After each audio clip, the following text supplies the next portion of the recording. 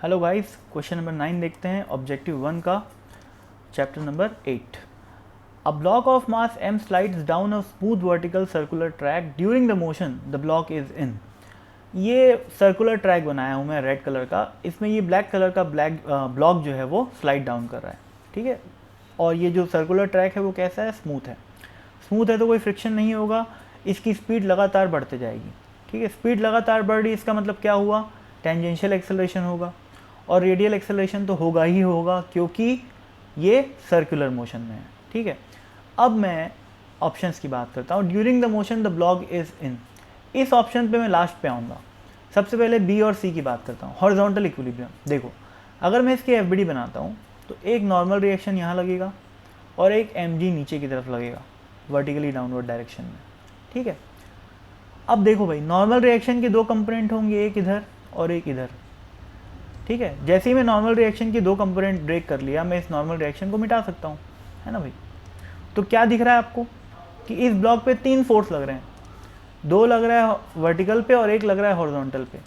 तो क्या इस हॉरिजॉन्टल फोर्स को बैलेंस करने वाला कोई फोर्स है यहाँ पर? नहीं है। इसका मतलब हॉरिजॉन्टल इक्विलिब्रियम का तो सवाल ही नहीं है ना भाई। हॉरिजॉन्टल इक्विलिब्रियम का सवाल ही नहीं है क्योंकि हॉरिजॉन्टल डायरेक्शन पे एक नेट फोर्स है, तो बी ऑप्शन गलत हो जाता है। रेडियल की बात करता हूँ तो रेडियल का तो और ही सवाल नहीं उठता। क्यों नहीं उठता, देखो भाई, ये है इसकी एफबीडी, तो भाई रेडियल डायरेक्शन में एक एमजी, एक नॉर्मल रेडियल डायरेक्शन में इक्विलिब्रियम होने का क्या मतलब हुआ कि वो बॉडी सेंट्रल सर्कुलर मोशन में जा ही नहीं रही है, क्योंकि कोई भी बॉडी अगर सर्कुलर मोशन में है तो रेडियल डायरेक्शन में mv²/r फोर्स तो लग ही रहा है, तो रेडियल इक्विलिब्रियम का तो सवाल ही नहीं उठता, ठीक है। तो बी और सी तो डेफिनेटली गलत है। अब मैं ए की बात करूँगा। ए को मैं थोड़ा सा स्लाइटली डिफरेंट तरीके से एक्सप्लेन करूँगा, ध्यान से देखना। देखो ए के लिए अपन क्या करेंगे, वर्टिकल इक्विलिब्रियम में है कि नहीं ये प्रूव करने के लिए देखो हमें ये पता है कि इस पे नेट फोर्स की बात कर रहा हूँ, ध्यान रखना। मान लेते हैं इसकी वेलोसिटी इस समय v है, इसकी जो टेंजेंशियल वेलोसिटी v है, तो यहाँ पर लग रहा है n, ठीक है। यहाँ पर mg का एक कंपोनेंट लगेगा, ठीक है। mg r बोल लेता हूँ, इसको रेडियल है, और यहाँ पर लगेगा mg का एक टेंजेंशियल कंपोनेंट। अब ये नॉर्मल रिएक्शन क्या इस mgr को बैलेंस करेगा? नहीं बैलेंस करेगा। क्यों नहीं करेगा? क्योंकि नेट फोर्स हमें सेंटर की तरफ चाहिए, ठीक है। नेट फोर्स सेंटर की तरफ चाहिए अपने को, तो इसका मतलब ये हुआ कि n जो है वो बड़ा है किससे? mgr से। और चूंकि वेलोसिटी v माना हो तो n माइनस mgr यानी कि n माइनस mg का रेडियल कंपोनेंट किसके बराबर होगा? सेंट्रिपेटल फोर्स mv²/r के बराबर, ठीक है।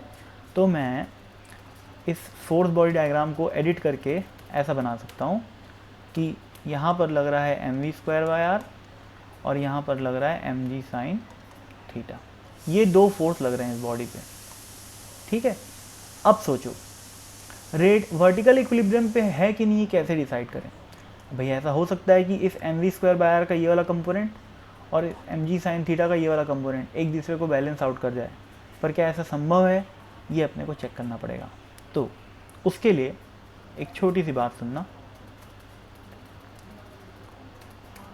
फिर से वापस आते हैं, लगाते हैं mg और दूसरा n, ठीक है। अब सोचो n का एक कंपोनेंट होगा हॉरिजॉन्टल डायरेक्शन में और एक इस डायरेक्शन में, ठीक है।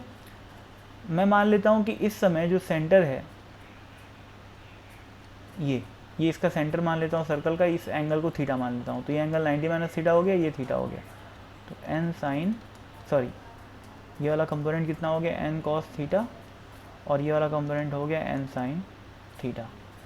तो अगर वर्टिकल डायरेक्शन में इक्विलिब्रियम चाहिए तो mg को किसके बराबर होना पड़ेगा? mg cos थीटा के बराबर होना चाहिए।